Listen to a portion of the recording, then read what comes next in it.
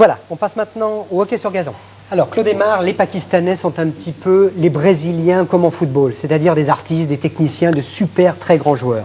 Il y avait hier, à Paris, à la Porte de Châtillon, sur une pelouse en gazon synthétique, France-Pakistan, dont vous vous êtes évidemment intéressé à ce match.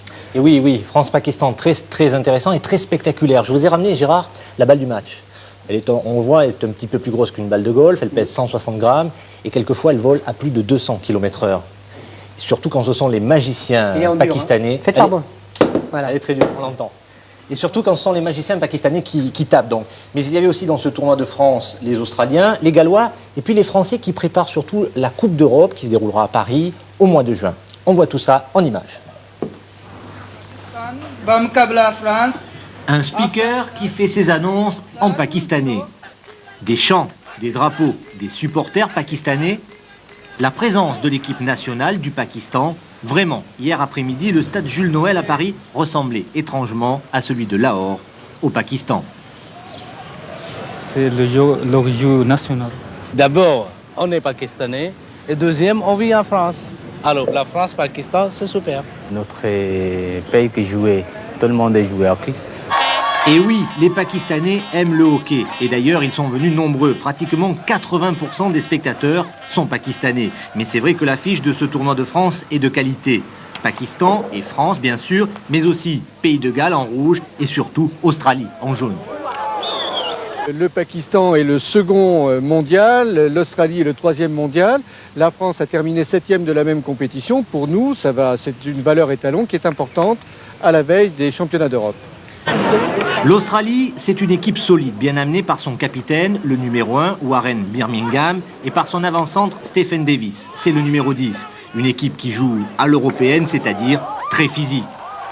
Et cela lui réussit, les Kangourous ont remporté ce tournoi en ayant gagné leurs 3 rencontres. Et même celle contre les artistes pakistanais, les Brésiliens du hockey.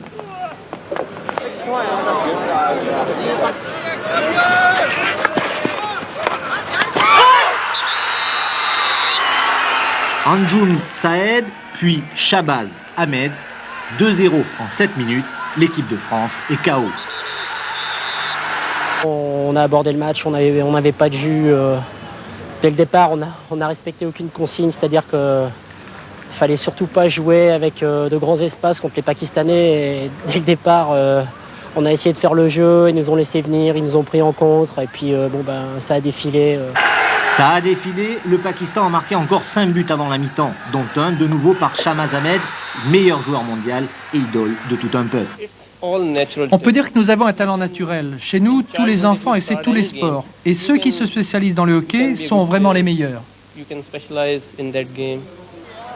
7-0 à la mi-temps, les Français vont essayer de réagir, mais les attaquants, pourtant le point fort de l'équipe, vont se montrer malheureux. Malheureux ou peut-être un peu maladroit, et le gardien pakistanais ne sera jamais vraiment inquiété. Et comme Shabazz Ahmed continue son festival, l'addition se corse, score final 9-0. Tout à fait de nouveau groupe de l'année. Quand on compare avec l'année dernière, ce sont 5 changements. Et bon, nous avons eu un stage. Ils ont joué et seulement joué. Et nous avons entraîné toute la journée parce que mon objectif, c'était pas de gagner ici.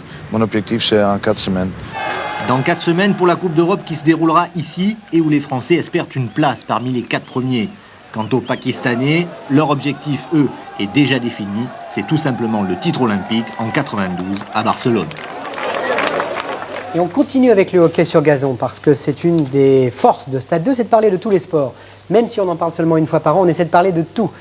Le hockey sur gazon, cette fois du côté des femmes, avec la Coupe d'Europe. Effectivement, la Coupe d'Europe dames qui s'est déroulée donc cette semaine à Bruxelles, auquel participaient 12 nations. La finale, c'était pour cet après-midi, c'est tout chaud. Elle opposait l'Angleterre à l'Allemagne, l'Angleterre qui avait éliminé en demi-finale les Pays-Bas, les tenants du titre. L'Angleterre qui marque donc, on va le voir tout de suite, le premier but dès la 8e minute sur une belle échappée de Jane Smith. Difficile à dire, mais elle est contente.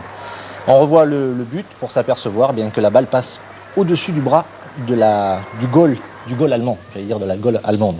1-0 à la mi-temps, puis 2-0, 5 minutes après le repos avec un deuxième but de Jane. Voilà, on va revoir le contre favorable de la petite anglaise. Et hop, entre les jambes. L'Allemagne va réduire le score, 51e minute sur un petit corner, c'est Greta Hensel qui marque. Sur le banc allemand, on reprend un peu espoir, mais malheureusement, à 2 minutes de la fin, Sofia Rosenzweig rate un penalty et l'Angleterre remporte la coupe. La France, elle, termine 10e. Vous êtes sûr du nom de la fille qui a marqué le but là? Ah, pratiquement, oui. Bon, très bien. Merci Claude.